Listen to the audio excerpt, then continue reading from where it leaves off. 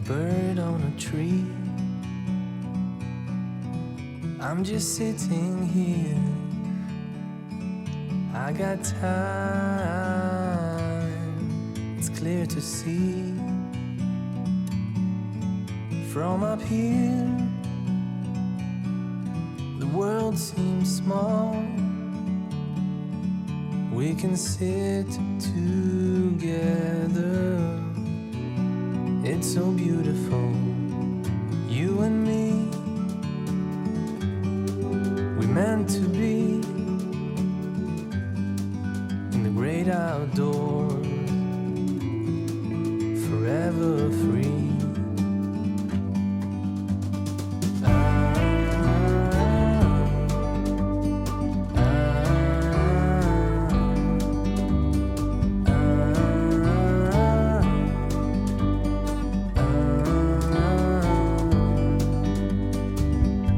Sometimes you need to go and take a step back to see the truth around you. From a distance you can tell.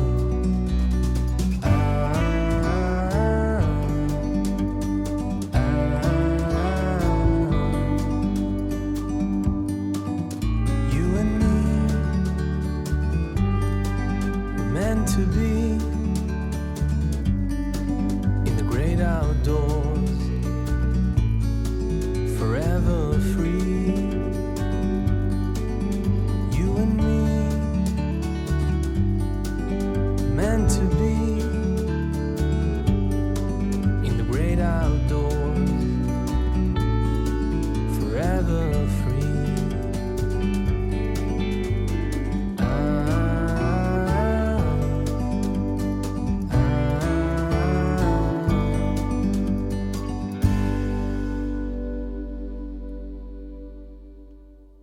승복 씨 친구인데 그러면서 그러면 소리가 이제부터 자네라고 하겠네. 이런 법이 다 어디 있어? 이런 게 다 어디 있어? 내가 선생으로 왔는데 그냥 길을 팍 꺾어놓고 이제부터 너라고 하겠네. 자네라고 이렇게 하면서 반말을 하는 거예요. 그래갖고서는 야 여기서는 내가 못 살겠다. 내가 아무리 치워도 우리 아버지 뭐 친구라고 그러고 말이죠. 우리 아버지하고 우리 동창 하나가 말이죠. 우리 아버지하고 호영호제를 했거든요. 동창이요. 내 동창, 초등학교 동창이 아버지하고 형님 동생을 했어요. 우리 아버지가 잘못하신 거예요. 형님 동생하고 우리 아들하고도 동창이야. 그래야 된다 그냥 그래 넘어간 거예요. 그러니 내 동창 보고 아버지하고 형님 동생 하니까 삼촌이라고 부를 수도 없고 야라고도 나는 완전히 공중에 떠갖고 어정쩡한 거예요. 에이 안 되겠다. 나 떠나야 되겠다. 나는 성경 읽고 떠난 게 아니에요. 그때 가정방문가 가갖고 나승복 씨가 나 친구인데 이제부터 반말하겠네. 그따위 말을 듣고서 내가 더 이상 있을 수가 없었어요. 그래서 가야겠다. 15살 때 내가 좋게 생각했던 공주로 가야겠다. 그래서 공주 갔는데 공주 인간들이요 안 받아주는 거요. 서천놈이 와서 공주 사람 행세를 한다고. 여러분 서천 사람은 놈이에요. 그리고 공주 사람은 사람이에요. 서천놈이 공주 와서 공주 사람 한다고 말이죠. 그냥 막 들으셨죠? 근데 놈하고 사람이 바뀌었다니까요? 서천놈이 공주 와서 공주 사람 노릇하려고 한다고. 안 되나? 아이고. 그리고 정록 씨는 초등학교 아니고 중학교 선생 했잖아요. 근데 중학교 선생 한 사람들이 말이죠. 초등학교 선생이라고 또 얼마나 깔보는지 몰라. 저는 안 그랬습니다. 안 했지. 안 했으니까 나오라고 그랬죠. 근데 초등학교 선생이 또 유치원 선생들을 까봐요. 유치원 선생들을. 내가 교장할 때 보니까 유치원 전문대학 나온 거 형편없는 거. 그래서 내가 선생님들한테, 선생님들한테 야 그러지 마라. 응? 그 사람들은 천사들을 가르치는 사람들이야. 가봐라. 너희가 가르치는 애들보다 더 이쁘고 더 사랑스러워. 천사직이야. 그러니까 그러지 마. 그러면 너를 말이지 중학교나 고등학생들은 얼마나 깔보였냐. 그렇게 했었어요. 그리고 이제 그 공주 사람 중에 이제 중학교, 고등학교 대강 교육대학이나 사막에 나왔고 시험 봐갖고 그냥 준교사로 올라간 인간들이 이렇게 또 깔보더라고요. 본래 지 바탕이 초등학생이야. 초등학교 교사야. 종록 씨처럼 본래 고등학교부터 시작한 사람은 안 깔봐요. 지체가 높아가지고. 근데 지체가 낮은 것들이 올라가갖고 높은 사람이 되면 제 지체를 들킬까 봐서 같은 또래에 있던 사람들을 막 짓밟아요. 그리고 초등학생들하고 교사들하고는 안 논다는 거예요. 그러면서 이제 그 사람 죽었어. 이준하라는 사람인데 말을 그따로 하니까 일찍 죽지. 날 보고 그래. 뭐라 그러냐면요. 야, 너 왜 보리밥이 와서 쌀밥 노릇하느냐고 말이죠. 저는 쌀밥이고 나는 보리밥이라는 거예요. 근데 공주 사람은 쌀밥이고 서천 사람은 놈이고 보리밥이라는 거예요. 아, 그걸 제가 듣고서 얼굴이 화끈화끈하더라고요. 그래서 그렇게 생각했어요. 좋다. 이제 옛날에 보리밥 먹을 때는 보리밥이 천하고 쌀밥이 귀했는데 이제는 다 쌀밥 먹는 시대니까 나 그냥 보리밥 장사 계속 할 거다. 어쩔래? 나는 이제 보리밥 장사예요. 지금도 보리밥 장사입니다. 제가 바뀐 게 어디 있어요? 키 작은 게 더 커졌을 리가 없고, 이게 키가 더 작아지면 작아지지 더 커질 리가 없어요. 바지가 점점 길어져요. 그거 이상하다. 아니, 저녁에 누가 와서 바지를 길게 늘어놨나? 초등학교 교장 정년한 지가 17년 되는데 그때 바지를 입으면 질질 끌려요. 그래서 못 입는다니까. 아이고, 이거 좀 이상한 일이야. 바지가 17년 만에 더 길어졌어요. 그럴 리가 없거든요. 내가 짧아진 거라요. 그렇잖아요. 그래서 어쨌든 공주서 참 보리밥 취급을 받으면서 살았는데, 그래도 저는 문화원 일을 1979년부터 계속해서 했습니다. 정록 선생이 이런 일을 하는 거 잘하는 일이에요. 자기 1000원 살잖아. 그렇지만은 고향에 와서 이런 거 하는 게 얼마나 좋은 봉사하고 좋은 일입니까? 나는 어쨌든 공주 와서 그 문화원 일을 열심히 해가지고 나중에 문화원장 좀 해봐라 그러더라고. 생각이 별로 없었거든요. 근데 네가 하라 그래갖고서는 그거 해볼까 하다가 문화원장을 8년이나 했어요. 아주 길게 했습니다. 그러고 났더니 공주 인간들이 서천놈이라고 안 하고 그냥 공주 사람이라고 그렇게 해서 지금 공주 사람으로 삽니다. 제 소원이 3가지가 있었어요. 아까 얘기한 대로 시 쓰는 거. 근데 이거 하나 이루기도 쉽지가 않았습니다. 지금도 됐는지 안 됐는지 모르겠어요. 예쁜 여자하고 장가가서 사는 거 이것도 잘 모르겠어요. 지금도 예쁜 여자 보면 눈이 돌아가니까 잘 모르겠어요. 공장님께서는 40이면 부록이라고 했잖아요. 그게 권유사항이죠. 얘들아 40세 때면 눈이 좀 안 돌아가야 돼. 근데 저는요 그 40%기 말이죠. 지금 80대도 안 돼요. 여전히 부록이 아니라 여전히 혹한 거예요. 뭐 때문에? 호기심 때문에, 그리움 때문에 눈이 막 돌아가는 거예요. 이걸 어떻게 하면 좋아? 공자님한테 죄송해서 어떻게 하면 좋아? 공자님은 40%라고 했잖아요. 50에 1000명이다. 지천명이다. 아이고 무슨 지가 무슨 1000명을 알겠어요. 그걸요 요즘 사람들이 얘기할 때 지천명의 나이 그거 아주 불경스러운 말입니다. 그건 공자님이 그러셨다는 거죠. 근데 우리는 그냥 80, 90 먹어도 부록 못해요. 난 안 할래요. 그냥 부록 안 하고 그냥 계속 휘번덕 하면서 그냥 구경하면서 눈이 돌아가면서 그냥 실수하면서 그냥 그립게 그냥 살아가려고 그럽니다. 이게 시인이 되는 길이 아닌가 그런 생각하고 예쁜 여자하고 정말 나는 우리 집사람한테 고맙게 생각합니다. 나는 천사하고 산다고 생각하는데 매우 고맙게 생각하고 나 같은 사람 안 쫓아내고 데리고 사는 것만 해도 진짜 고맙지요. 두 여자 한 여자로부터 버림받는 순간 나는 시인이 되었고 한 여자로부터 용납되고 용서되는 순간 나는 남편이 되었다. 그래서 저는 늘 나를 버려주고 하는 그런 여자와 나를 이렇게 받아들여주고 용납해주는 여자하고 같이 삽니다. 저를 이렇게 용서해주는 여자가 우리 집사람이거든요. 그래서 오늘 저녁도 용서받고 집으로 들어갈 거예요. 들어오지 말라고 하면 내가 나가야지 어떻게 해요. 이 나이에 말이죠. 집에서 쫓겨나면 나는 어떡합니까? 진짜라니까요. 오면서 명숙 씨 아까 들었잖아. 어떤 사람은 내 나이 또래인데 그 아버지가 주유소 사장이기도 하고 아주 잘 사는 사람인데 그 부인의 소원은 이 인간하고 헤어지는 것이 소원이었다는 거야. 근데 그 소원을 끝내 이루어야 되겠다고 아들이 미국에 살다가 돌아왔는데 아들한테 부탁했답니다. 너희 아버지하고 헤어지는 게 내 소원이니까 제발 좀 이 소원을 좀 이렇게 이뤄달라고 해라. 그러고서는 아들이 중재해서 아버지 엄마는 없지만 내가 자주 찾아다닐 테니까 아버지 헤어지셔.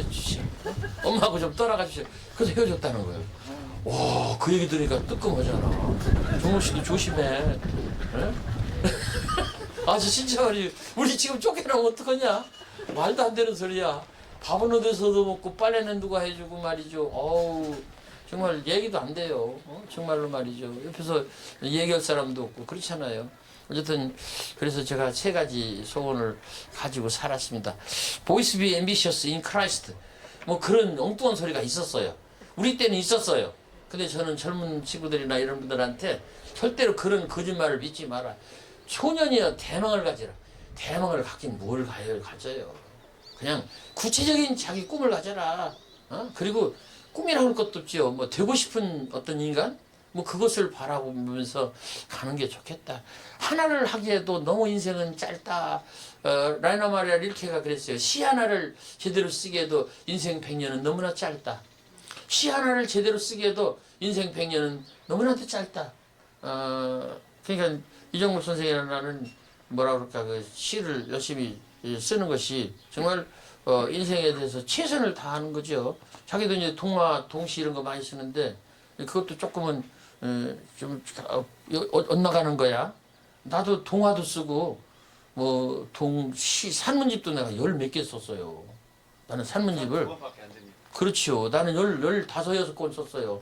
외도인데 그렇게 하지 말아야 되는데 어쨌든 시 하나를 완성하기도 참 인생이 100년 인생이 짧다.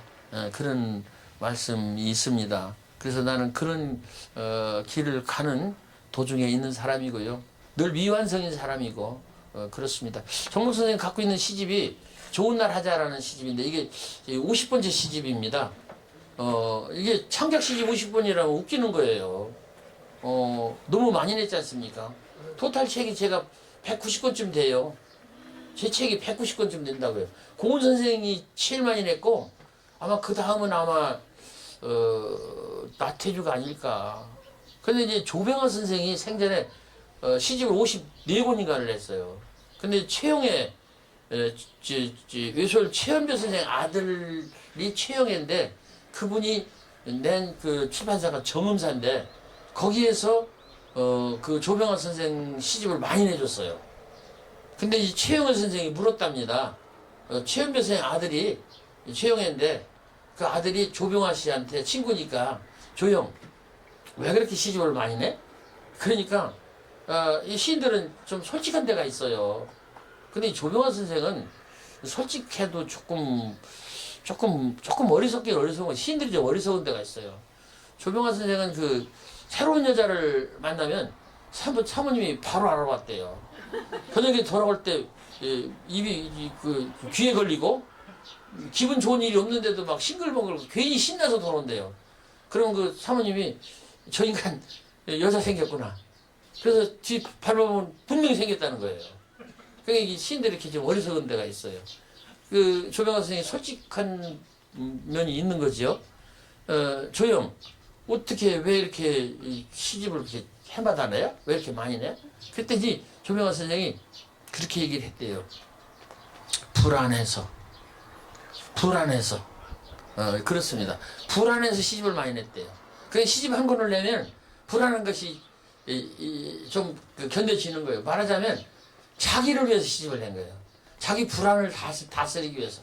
그러면 나태주한테 똑같은 질문을 해봐요. 나태주 너는 왜 이렇게 시집을 그렇게 많이 냈어? 외로워서. 시집을 내면요 외로움이 조금 가라앉는 것 같아요.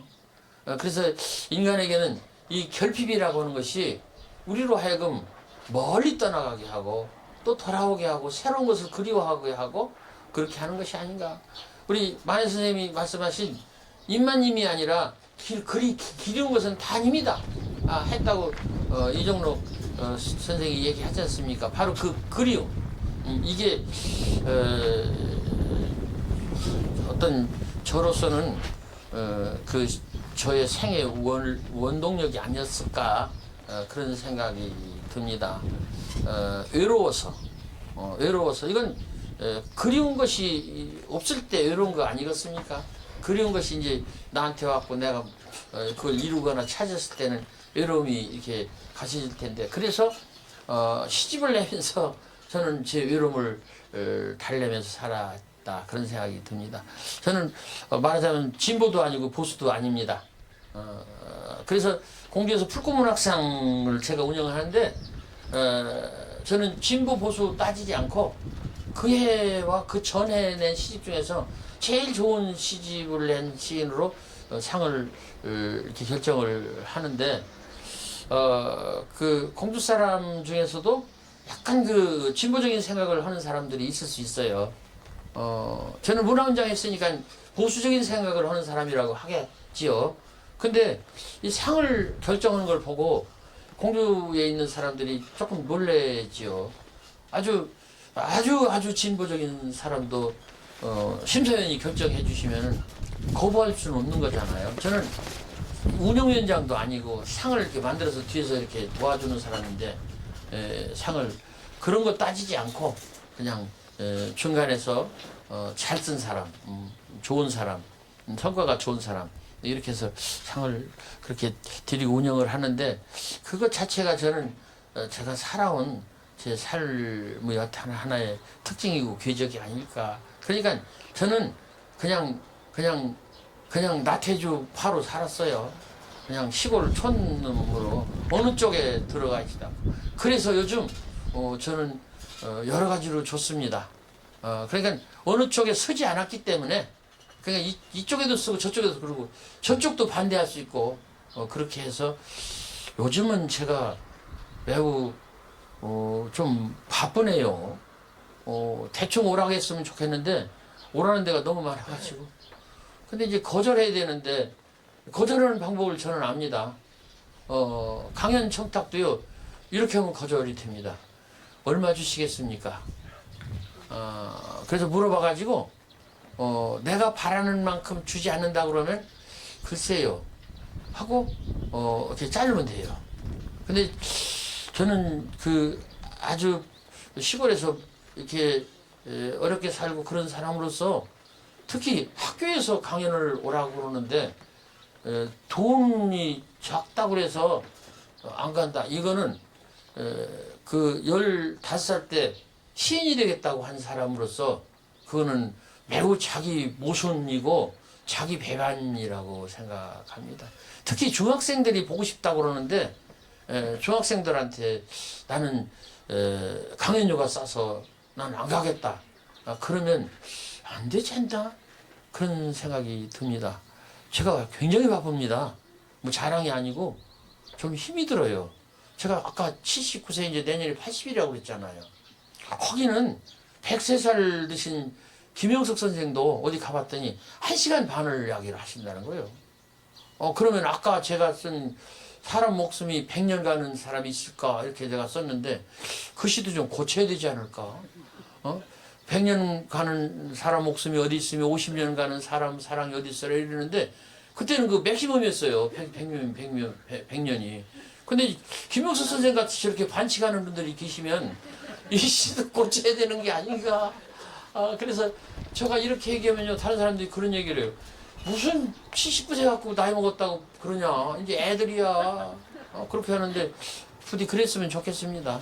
하는 데까지 하고 숨이 끝나는 데서 딱 끝나면 좋겠다. 그래서 저는 강연도 열심히 하고 싶고 시인으로서 마지막까지. 우리 집사람이 진짜 명언을 하나 했어요. 시인은 정년이 없고 은퇴가 없다. 시인은 정년이 없고 은퇴가 없다. 누가 했다고요? 우리 마누라 김성희 여사가 했습니다. 그게 저한테 대한 한없는 축복이에요. 너는 은퇴도 없고 정년이 없다. 그러면 죽는 순간까지. 죽는 순간까지 내가 무슨 시를 끄트머리 뱉고 죽는가, 말을 뱉고 죽는가. 그게 내 마지막 시가 될 것이다. 데레사 손녀 같은 분은 마지막 말씀이 숨 막혀. 더 이상 숨 쉴 수 없어. 그게 마지막 말씀이지 않습니까? 마지막에 쓴 시예요. 깐디 선생 같은 분은 오 신이여. 총 맞는 순간 그렇게 말했잖아요. 그래서 나는 죽는 순간 뭐라고 하고 죽을라나? 아이고 아파라 뭐 이렇게 하고 죽을까? 아이고 억울해라 이렇게 하고 죽을까? 어쨌든 그것도 저는 마지막에 내놓는 저희 시가 될 것이라고 생각합니다. 그래서 생애 끝나는 날까지 열심히 살고 싶습니다. 이야기를 좀 끝내는데요. 좀 몇 가지만 더 얘기할게요. 제가 이제 보수도 진보도 아니라고 했지 않습니까? 근데 그래서 더 좋아요. 제가 요즘에 발견한 시인이 하나 있습니다. 박노해. 우리가 알을 때 박노해는 노동의 새벽 시인이지 않습니까? 근데 제가 코로나 생기던 2020년 한국시인협 회장이 돼서 서울에 올라가서 일을 하는데 서울 시민들을 위해서 이 방송 녹음을 15분짜리 하라고 하더라고요. 그래서 했어요. 궁평동에서 했는데 하는 도중에 제가 좀 일찍 갔어요. 다른 사람이 하더라고요. 그래서 1시간 정도 시간이 있어서 어정어정 하는데 옆 건물에서 박노해 시화전을 하더라고요. 올라가 봤어요. 갔더니 박노해가 내가 아는 그 박노해예요. 시인인데 시화전이 아니라 사진전을 하더라고요. 근데 칼라가 아니고 흑백이에요. 저는 진짜 놀랐어요. 몰랐거든요. 그리고 거기에 보니까 이렇게 나와요. 자기가 감옥 가고 그랬을 때 그 뒤에 이제 진보정부가 생긴 뒤로 이 사람한테 국가에서 보상을 했다고 그래요. 얼마인지는 아니지만 돈을 줬다고 그래요. 그때 그걸 따져서. 근데 그거를 자기는 반납했다고 그래요. 나의 과거의 이력을 내가 팔아서 그걸 가지고 내가 미래의 내 삶을 윤택하게 살고 싶은 생각이 없다. 나의 시대는 이걸로 끝났고 이제부터는 새로운 시대 나로 가겠다. 진짜로 박노해 선생은 변신을 잘한 거예요. 그 농민운동가로서 시인으로서 이름 없는 시인으로서 본래 이름이 박기평이잖아요. 그 사람을 발굴한 사람이 안면도 사는 시인이잖아요. 최광석 씨잖아요. 그런데 이 사람이 자기를 딱 정리하고 그 국가로 받은 보상금도 반납하고 그래서 필름 카메라 들고 흑백 필름 장착하고 동남아 이런 데 오지를 찾아다니면서 사진 찍어서 전시한.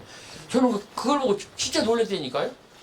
그리고 돈을 반납했다는 데 대해서 너무너무 놀랐어요. 나 같으면 반납 안 할 텐데 박노해는 반납을 했다고 그러더라고요.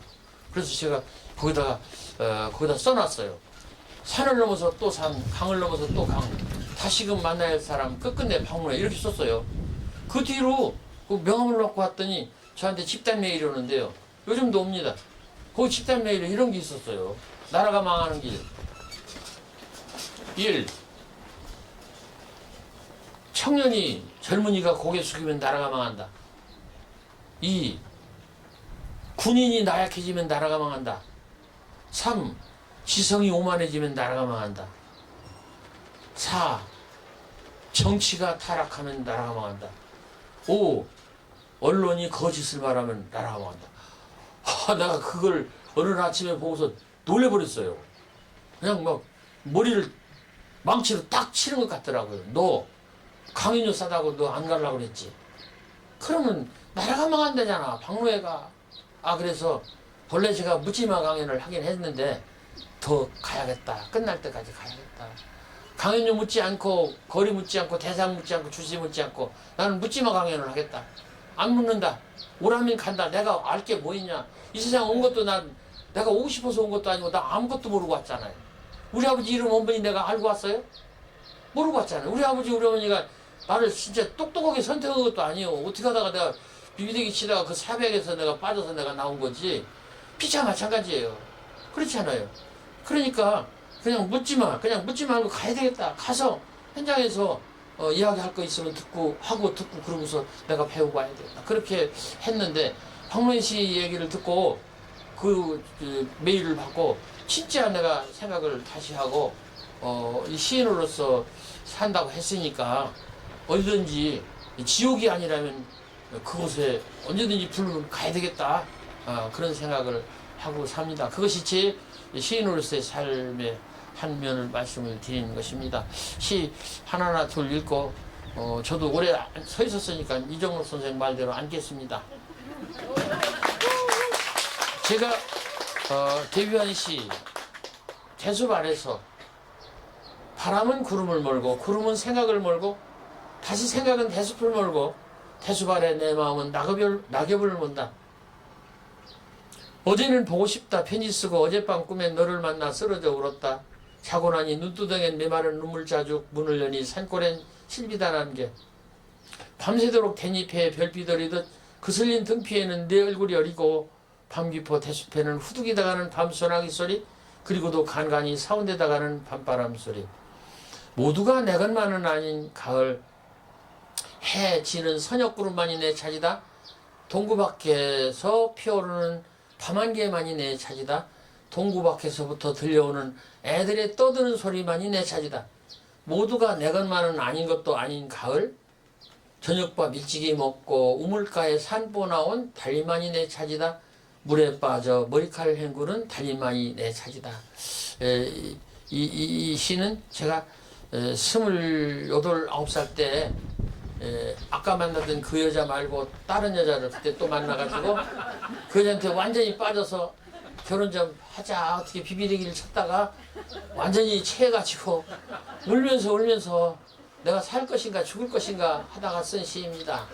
근데 그걸 범고 선생이 이 시를 뽑아주셔서 정록 선생은 동아일보지요? 나는 그냥 시시하게 서울신문 동아일보가 더 윗줄인데 어쨌든 그렇게 해서 71년도에 시인이 됐습니다. 그 뒤에 제가 또 병에 걸려가지고 완전히 죽을 뻔했어요. 근데 그때 병에 걸렸다가 나와가지고 제가 쓴 시가 아주 많은데 그 중에 한 편 멀리서 빈다.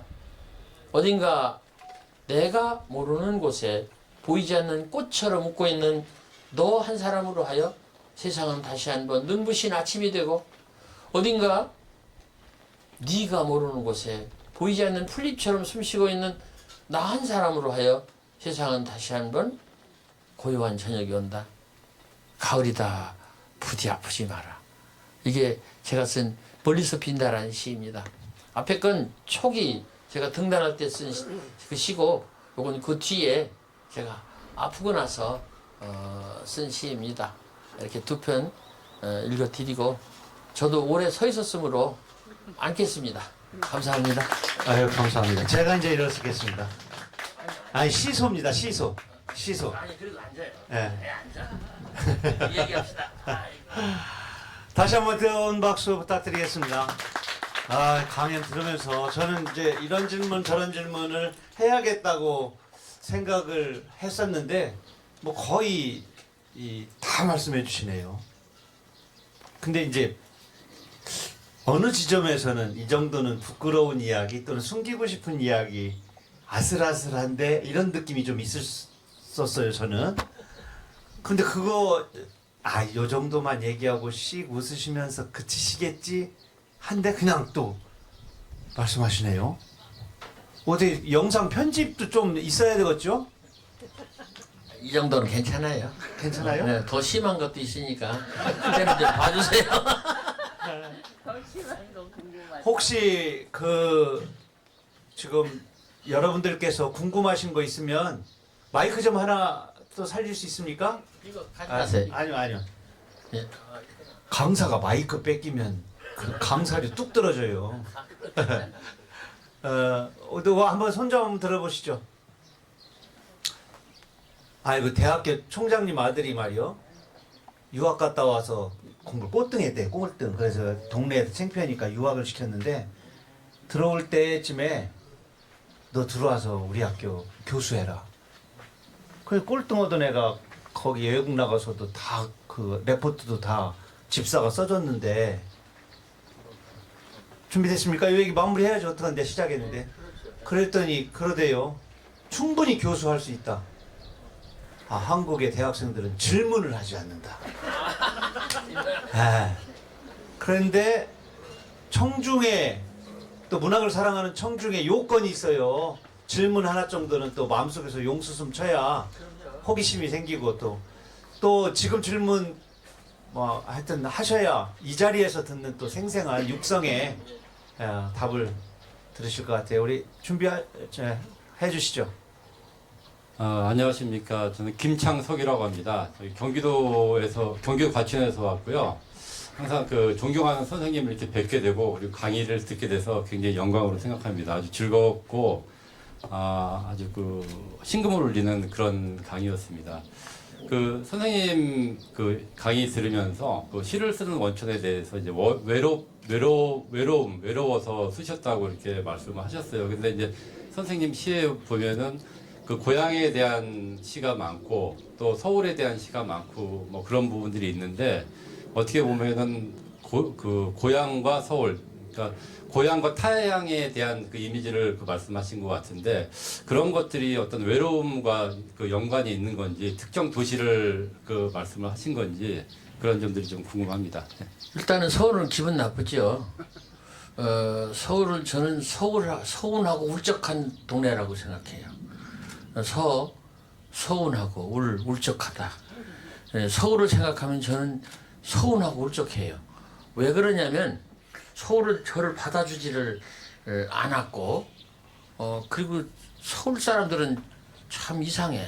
우리 딸도 서울에 있는데 사위도 서울에 있는데 그 인간들은 내려와도 나보고 밥 사라 그러고 올라가도 나보고 밥값 내라 그러고 그런 게 어디 있어요. 공평하게 해야지. 그래서 내가 우리 딸한테도 서울 하이에나라고 저는 제 시에 동물적인 그런 그 말을 쓴 그 시가 없어요. 사자나 호랑이나 이런 게 하나도 없어요. 근데 딱 하이에나 가장 저급한 그 짐승 하이에나를 써서 서울 점 찍고 하이에나 사냥하지 않고 그냥 남이 사냥한 걸 가서 빼서 먹는 썩은 고기도 와다 안 치고 씹어먹는 그런 탐하는 그런 사람들이 서울 사람이다. 너 서울에서 사냥하기 싫거든 굶어 죽어라. 제가 그렇게 썼어요. 딸아 서울에서 사냥하기 싫거든 굶어 죽어라. 이렇게 했는데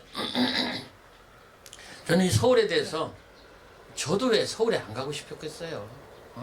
로망이죠. 근데 끝내 받아들여지지 않았습니다. 그래서 서운하고 울적하다 그렇게 제가 얘기를 하는데 아마 그런 것이 계속 저한테 잠재적으로 나와서 어떤 대립항으로 어떤 기량하는 어떤 그리고 뻗대는 그런 걸로 묘사되고 표현이 되지 않았을까. 저라고 왜 서울에 안 갔겠어요. 능력이 없어서 못 갔지요. 뭐 뒤에 것은 제 진심이고요. 솔직한 제 말입니다. 그렇지만 서울에 대해서는 반감이 좀 있어요.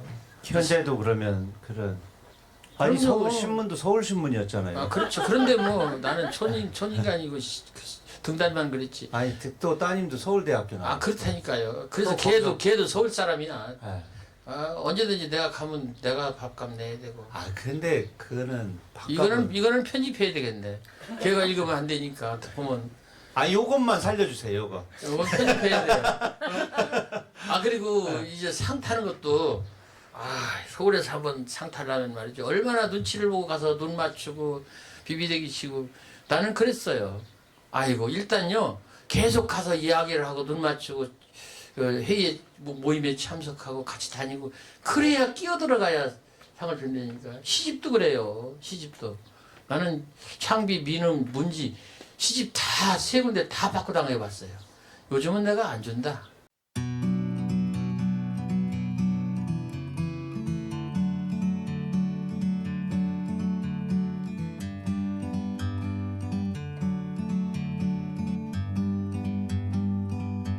Like a bird on a tree, I'm just sitting here. I got time, it's clear to see. From up here, the world seems small. We can sit together. It's so beautiful, you and me. We meant to be in the great outdoors, forever free.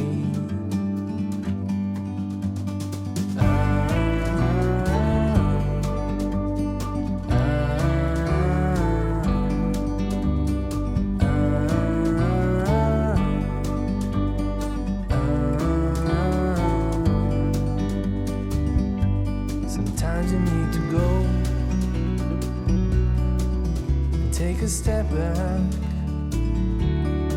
to see the truth around you. From a distance you can tell.